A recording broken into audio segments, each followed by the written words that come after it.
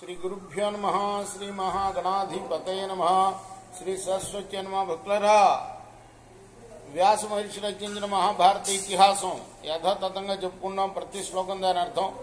ఇందులో భాగంగా నిన్నటి వరకు మనం ఆది సభ అరణ్య విరాట ఉద్యోగ భీష్మ ద్రోణ కర్ణ శల్య సౌప్తిక పర్వాలని 10 పర్వాలు చెప్పుకున్నాం. 18 పర్వాల్లో స్త్రీ పర్వంలోని 5వ అధ్యాయం వరకు చెప్పుకున్నాం. ఈరోజు 6వ అధ్యాయం చెప్పుకుందాం. చెప్పుకునే ముందు వ్యాస భగవాన్ని ప్రార్థన చేసుకుందాం. వ్యాసాయ విష్ణు రూపాయ వ్యాస రూపాయ విష్ణవే నమో వై బ్రహ్మనిదయే వాసిష్ఠాయ నమో నమః. నారాయణం నమస్కృత్య నరం చైవ నరోత్తమం దేవీం సరస్వతిం వ్యాసం తతో జయముదీరయే. సచ్చిదానంద సద్గురు సాయినాథ్ మహారాజ్ కీ జై. ధృతరాష్ట్ర ఉవాచ అహో ఖలు మహద్దుఃఖం కృచ్ఛ్రవాసశ్చ తస్య కథం తస్య రతిస్తత్ర తుష్టిర్వా వదతాంబర. ధృతరాష్ట్రుడు అడుగుతున్నాడు విదురుణ్ణి, అయ్యో ఆ బ్రాహ్మణుడికి ఎంత బాధ కలిగింది, ఎంత కష్టపడి నిలదొక్కున్నాడు, ఆ స్థితిలో కూడా ఆయనకి తేనె మీద ఇష్టం ఎలా కలిగింది అని అడిగాడు. సదేశ క్వను యత్రాసౌ వసతే ధర్మ సంకటే కథం వాసమిముచ్యేత నరస్తస్మాన్ మహాభయాత్. ఆ బ్రాహ్మణుడు అలా ధర్మ సంకట స్థితికి లోనైన ప్రదేశం ఏది, ఆ మహాభయం నుండి ఆ నరుడు ఎలా విముక్తి పొందాడు. ఏ తన్మే సర్వమాచక్ష సాధు చేస్తామహే తథా కృపా మే మహతి జాత తస్యాభ్యుద్ధరణేన. వివరంగా చెప్పయ్యా.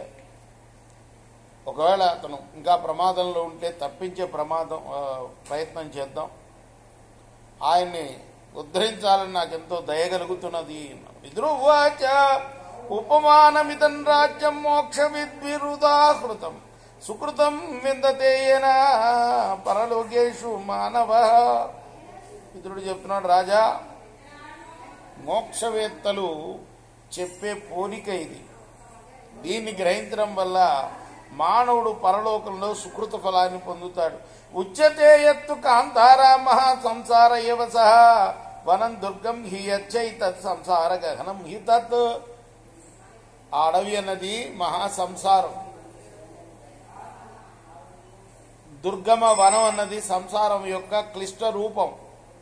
ఏ చతే కథిత వ్యాధయస్తే ప్రకీర్తిత యాసా నారీ బృహత్కాయ అధ్యతిష్టత తత్ర వై తామాహుస్తు జరాం రూప వర్ణ వినాశిని.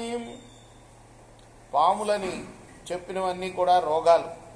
పెద్ద శరీరంతో అక్కడ నిలిచిన్న స్త్రీ అంటే వార్ధక్యమే. అది రూపాన్ని రంగుని నాశనం చేస్తుంది. యస్తత్ర కూపో నృపతే సతు దేహ శరీరణం యస్తత్ర వసతే దస్తాద్ మహాహి కాల ఏవస. అంతగా సర్వభూతానాం దేహినాం సర్వకార్యస. అక్కడ బావి అని చెప్పింది జీవి శరీరం. బావిలో కింద ఉన్న మహాసర్పం కాలం, అది సర్వప్రాణులను కూడా అంతం చేసేది, దేహదారుల సర్వస్వాన్ని అపహరించేది. కూపం మధ్యే జాత వల్లీయత్ర స మానవ ప్రతానే లంబతే లగ్న జీవితాశ శరీరినాం. బావి మధ్యలో పెరిగిన తీగ దేహదారులకు గల జీవితాశ, దానిలో చిక్కుకునే కదా ఆ మానవుడు వేలాడుతున్నది.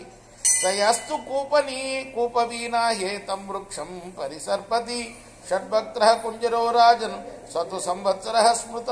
ఆ బావిపై గట్టు దగ్గర ఆ చెట్టును సమీపిస్తున్న 6 ముఖాల ఏనుగు అంటే 6 ఋతువుల సంవత్సరం అన్నమాట. ముఖాన్ని ఋతవో మాస పాదా ద్వాసకీర్తదా ఏతు వృక్షం వికృతంతి మూషిక సతతోద్ధిత రాజ్యహాని ధూతాన్యాహు భూతానాం పరిచింతగా. పాదాలు ఏమిటయ్యా అంటే 12 నెలలు.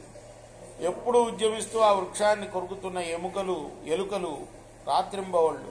ప్రాణి విచారణ చేసే పండితులు అలా చెప్పారు. ఏతే మధుకరాస్తత్ర కామాస్తే పరికీర్తిత యాస్తుతా బహుశా ధార స్రవంతి మధునిస్రవం తాంస్తు కామరసాన్ విద్యాది అత్ర మధ్యంతి మానవ.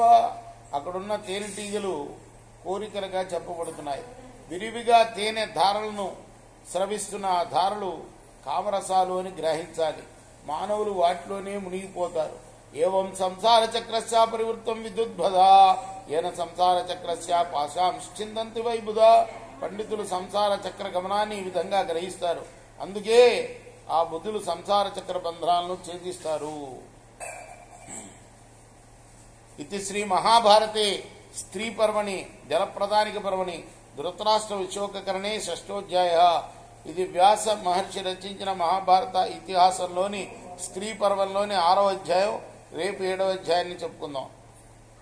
కృష్ణార్పణమస్తు. సాయి కృష్ణార్పణమస్తు. స్వస్తి ప్రజాభ్య పరిపాలయంతాం న్యాయేన మార్గేణ మహిమహేష.